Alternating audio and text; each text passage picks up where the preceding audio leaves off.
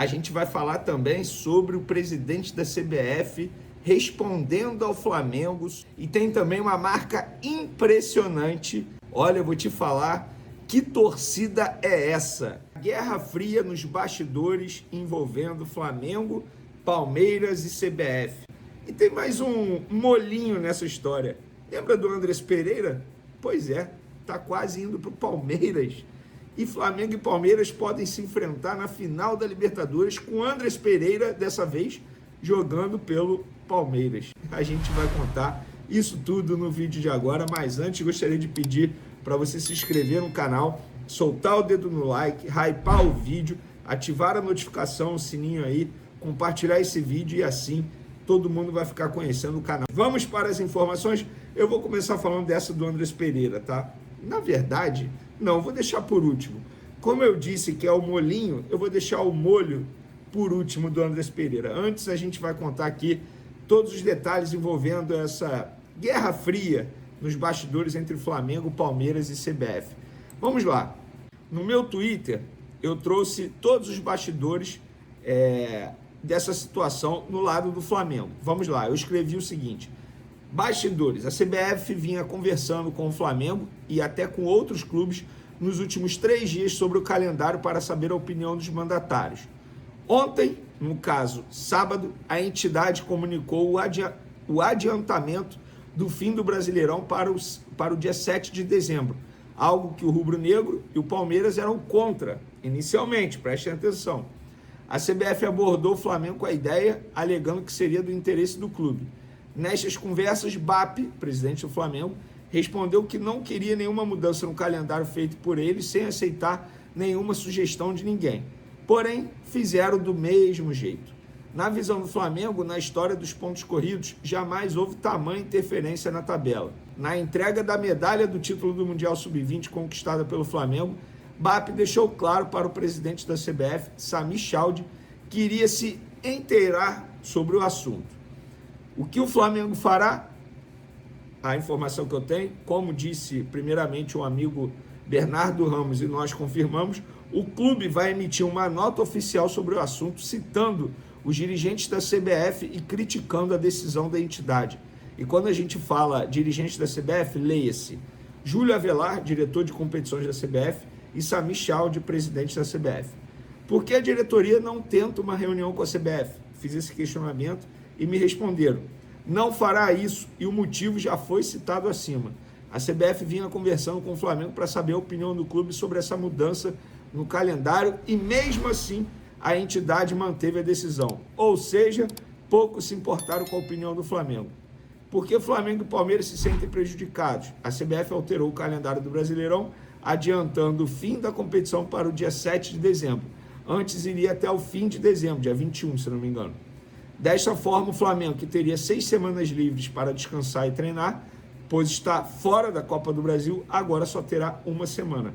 E o Fla ainda tem um jogo atrasado contra o Sport. Beleza. O tempo passou, o Palmeiras se manifestou. Pasmem. O Palmeiras se manifestou a favor da CBF. E eu vou ler na íntegra o que o Palmeiras disse. Em razão da participação de 4 times brasileiros na Copa do Mundo de Clubes da FIFA, a CBF conversou no fim do ano passado com seus parceiros e com os clubes da Série A sobre a necessidade de ajustar o calendário da temporada 2025. A alternativa encontrada foi interromper o Campeonato Brasileiro entre os meses de junho e julho e agendar para o 21 de dezembro o fim da competição. Todos estavam cientes, portanto, da possibilidade de as rodadas finais do Brasileirão coincidirem com as do Intercontinental, competição que o campeão da Libertadores disputará a partir de 10 de dezembro. No entanto, como os 3 clubes do país garantidos nas quartas de final da Libertadores não estão mais na luta pelo título da Copa do Brasil, surgiu a oportunidade da CBF ajustar novamente o calendário a fim de evitar um possível conflito entre as datas do Brasileirão e do Intercontinental, bem como o risco de a temporada 2025 se alongar até o início de 2026. Desse modo, o fim do Brasileirão foi antecipado para 7 de dezembro e a final da Copa do Brasil se realizará no dia 21 de dezembro. Diante deste difícil contexto apresentado, O Palmeiras compreende e respeita as alterações divulgadas no sábado pela CBF. Bom, beleza. Eu vou trazer aqui mais apuração sobre isso. Inclusive, os amigos do GE também publicaram. É basicamente a mesma apuração nossa, porque é óbvio que eles estão falando com as mesmas pessoas, não faz no menor sentido. E com certeza as pessoas estão passando os mesmos pontos, até porque um ponto de insatisfação não é diferente de insatisfação da mesma pessoa, não faz o menor sentido. Mas enfim, vocês entenderam. Os pontos de incômodo do Flamengo com a mudança de calendário feita pela CBF. O clube já tinha se organizado para ter 4 períodos sem jogos, semanas das semifinais e finais da Copa do Brasil, para focar nos treinos e na recuperação dos jogadores. Boa parte do elenco, inclusive, é sempre convocado para as suas respectivas seleções nas datas FIFA, tá? Enxergou a mudança como um favorecimento ao Cruzeiro, que dos 3 favoritos ao título Brasileirão, será o único esse período para descanso e preparação nas semanas da Libertadores. Flamengo e Palmeiras ainda estão na disputa. A diretoria rubro-negra também se incomodou com uma mudança tão grande, enquanto vê resistência da CBF para pedidos mais simples, como, por exemplo, mexer no horário de um jogo. E é verdade isso, tá? O Flamengo acredita que a CBF errou ao montar o calendário da temporada sem levar em consideração que os últimos 6 campeões da Libertadores foram brasileiros. Ou seja, a probabilidade seria alta de haver uma sobreposição de datas da Copa Intercontinental com o Brasileirão em dezembro. Mas o clube não acha justo mudar as regras no meio da temporada sem que todos os clubes aprovem. É inacreditável, gente. Assim, com todo respeito, de fato, se a gente olhar bem, faz sentido o que a CBF fez. Mas por que demorou tanto? E por que o Palmeiras está apoiando a CBF desse jeito? Fica aqui o questionamento. Por quê? O Palmeiras também está sendo prejudicado. Mas, pelo visto, o Flamengo está sozinho nessa. E na boa, assim, cara, o Flamengo está sendo prejudicado por uma bagunça que é a CBF. Uma bagunça. Uma bagunça. Enfim, fica aí a informação para vocês. Pessoal, é o seguinte, vamos lá. Vou trazer aqui 2 informações envolvendo 2 clubes aqui do futebol brasileiro que eu trouxe em primeira mão nas outras redes sociais. O Botafogo acertou a contratação do zagueiro Gabriel Bahia junto ao Volta Redonda por empréstimo com obrigação de compra de $1 milhão através de uma meta. O jogador já foi liberado para se apresentar ao Alvinegro. Eu tive acesso ao acordo entre Botafogo e Volta Redonda. O Gabriel Bahia vai renovar com Voltaço até março de 2027 para poder ser emprestado ao Botafogo até março de 2026. Se Gabriel Bahia jogar 1.000 minutos até o fim do estadual de 2026, o Botafogo é obrigado a comprar o zagueiro por $1 milhão, que na cotação de hoje dá 5,4 milhões de reais. Gabriel Bahia tem 26 anos, está no Volta Redonda desde 2023. E o Vasco fez uma proposta por um zagueiro que está no Pumas, do México.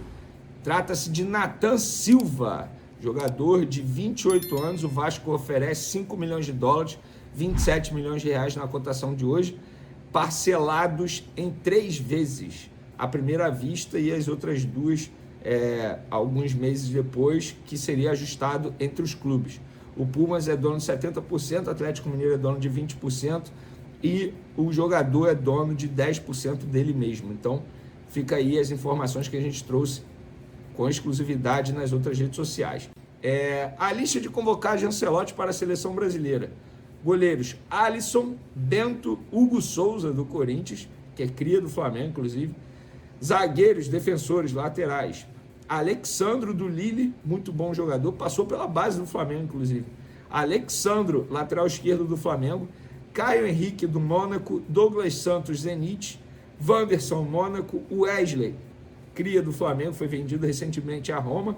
Fabrício Bruno, do Cruzeiro, que passou recentemente pelo Flamengo. Gabriel Magalhães, do Arsenal. Marquinhos, PSG. Meias: Andrei Santos, Chelsea. Bruno Guimarães, Newcastle. Casimiro, Manchester United. Joeliton, Newcastle. Inclusive Joeliton, no jogo de hoje da convocação, saiu com dores musculares, a ver se tem alguma contusão. E Lucas Paquetá, do West Ham, está de volta à seleção brasileira, cria do Flamengo, inclusive. Para mim, ainda bem que ele está liberado, e eu acho que ele volta para a seleção justamente por ter se livrado daquela acusação. Estevão, do Chelsea, atacante, Gabriel Martinelli, atacante do Arsenal, João Pedro, Chelsea, Caio Jorge, Cruzeiro, Luiz Henrique, Zenit, Matheus Cunha, Manchester United, Rafinha, Barcelona, Richarlison, Tottenham. Então tá aí a lista. O que me chama a atenção, Luiz Henrique do Zenit está de volta à seleção brasileira. E o Gerson.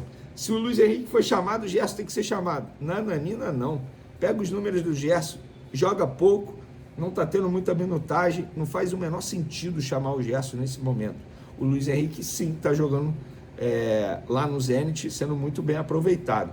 E aí o Ancelotti na coletiva foi questionado sobre por que não chamou o Neymar, por que não chamou o Rodrigo do Real Madrid, jogador que ele conhece bastante, inclusive, se ele conversou com os jogadores para poder explicar a não convocação, e para mim foi a melhor resposta de todas na entrevista coletiva. Abre aspas, eu não preciso falar com eles para explicar nada. Se eles, no caso Neymar e Rodrigo, quiserem saber algo, tem meu telefone, podem me ligar.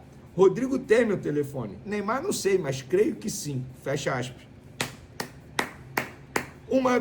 A melhor resposta de Ancelotti, com certeza, na coletiva dessa convocação. O treinador da seleção brasileira, na minha concepção, não tem que ficar ligando para jogador para justificar uma não convocação. Não estamos falando de crianças, tá? São adultos. Um não joga no Real Madrid, ou joga muito pouco, que é o caso do Rodrigo, por falta de oportunidade, se é culpa dele ou não, é uma outra história.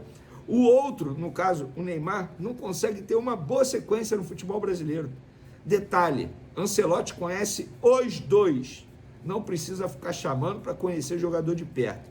Tá certo, Ancelotti, a gente tem que parar com essa historinha de ficar mimando o jogador. Olha, eu vou te ligar porque eu não te chamei por... Não! Eles sabem porque eles não foram chamados, porque eles não estão jogando. O Neymar, ainda mais, pior ainda. Gente, o Neymar faz um joguinho bom contra o Juventude, a pior defesa do futebol brasileiro. Todo mundo já fala, pronto, tem que chamar, o craque voltou. Se o Neymar faz o gol que o Matheus Pereira fez esse final de semana, com a camisa do Cruzeiro contra o Internacional, era programa falando o dia inteiro, durante 4 dias, Neymar. Ninguém está falando do Matheus Pereira, que poderia ser chamado para essa lista aqui, não seria nenhum absurdo. Está jogando bola, está indo bem com a camisa do Cruzeiro. O Neymar, ele não tem que ficar recebendo ligação de treinador de seleção brasileira para ouvir por que ele não foi chamado. Ele sabe por que ele não foi chamado. Primeiro que, segundo a imprensa, ele está com edema. O que me relataram internamente na CBF é que um edema não é lesão. Se ele foi chamado ou não por conta desse edema, a gente não sabe. Eu acho que ele já não seria chamado mesmo, mas aí é achismo da minha parte. Até pela resposta do Ancelotti aqui. Dito isso, parabéns ao Ancelotti, não só pela resposta em relação a Neymar e Rodrigo, mas também pela evolução dele com a língua portuguesa. Eu bato palma para profissionais que vão para outros países e se esforçam para aprender a língua do país. Vou dar um exemplo aqui, Joel Santana, todo mundo debochava dele, mas eu achava maneiro demais a atitude dele em querer falar inglês. Se era um inglês ruim, se era um inglês que ninguém entendia, pelo menos ele tentava. Maneiro demais, palmas, é isso. E o Ancelotti está tentando e mostrou evolução. Pior é o profissional que vai morar no país, tem jogador aí... que inclusive não está nessa lista, que morou já na França, não sabe falar francês, sabe? Enfim, vocês entenderam muito bem. Morou em Barcelona, não sabe falar espanhol. O John Textor, dono da SAF do Botafogo, eu acho que o cara poderia fazer um esforço para aprender a língua portuguesa. Parabéns ao Ancelotti. E para finalizar nosso vídeo, por falar em falar bem, o presidente da CBF falou muito bem quando foi questionado sobre a mudança no calendário do futebol brasileiro. E, na minha concepção, mandou uma, não vou nem dizer indireta, uma direta para o Flamengo. Depois da coletiva do Ancelotti, ele falou, abre aspas, na verdade, o favorecimento é para o futebol brasileiro. Vimos uma possibilidade de ajustar nossas datas e de conseguirmos terminar o Campeonato Brasileiro nesse ano. Acredito que essa foi a decisão mais correta. Essa decisão não foi para beneficiar A ou B, mas sim o futebol brasileiro, fecha aspas. Então por que, Sami Chaldi, você ligou para o Flamengo para saber a opinião do Flamengo? Fizesse logo, ué. O Flamengo foi contra. Se o Flamengo foi contra, por que você mudou? Não faz sentido. Eu sou a favor de fazer mudanças no calendário dessa forma, durante a temporada, quando todos os clubes aceitam. Quando tem um contra, eu já não sou a favor dessa mudança. O que aconteceu no passado, por exemplo, eu fui contra também. Esse ano, contra também. Achei errado. Aquele molinho que é o Andrés Pereira, o Palmeiras encaminhou a contratação de Andrés Pereira junto ao Fulham. O Andrés Pereira não está sendo mais utilizado no Fulham, ele e o treinador não estão se dando bem, o jogador nem sequer foi relacionado no último jogo, o jogador está infeliz lá, pediu para ser negociado e o Fulham entende que chegou o momento de vendê-lo. O Palmeiras vai pagar cerca de 12 milhões de euros para contratar Andrés Pereira. E o grande detalhe dessa história eu falei na introdução. Vocês têm noção que a chance é enorme de ser Flamengo e Palmeiras na final da Libertadores? A chance é muito grande, tá? Não é nenhum absurdo isso. E o Andrés Pereira, aquele que falhou, ou melhor, protagonista da maior falha da história do Flamengo, que foi na falha contra o Palmeiras, na final da Libertadores lá no Uruguai, ele pode agora estar do outro lado, jogar pelo Palmeiras contra o Flamengo numa final de Libertadores, porque sim, se ele for contratado agora, ele pode ser inscrito pelo Palmeiras ainda na Libertadores. O futebol, sempre com roteiros bem emocionantes para a gente contar futuramente. Depois de uma noite histórica no Maracanã, Filipe Luís exaltou a atuação do Flamengo na goleada de 8-0 sobre o Vitória, descrevendo o jogo como fantástico e afirmando que a equipe literalmente nocauteou o adversário.